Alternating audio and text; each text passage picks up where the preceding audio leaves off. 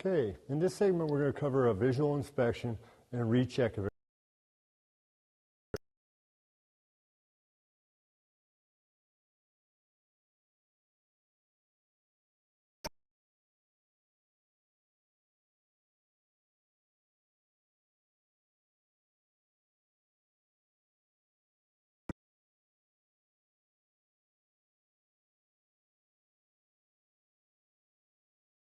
Together and covering up potential problems, you want to do a good thorough visual inspection and make sure that everything's okay.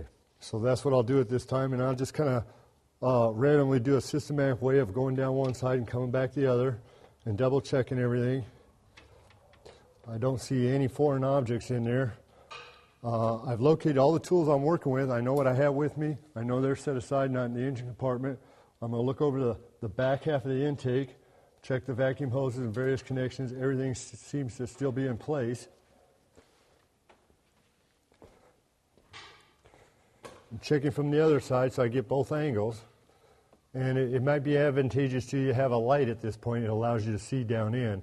But I don't see where we've caused any other problems in this repair. So that should conclude our visual inspection. Please watch our next segment and we'll cover installing the valve cover.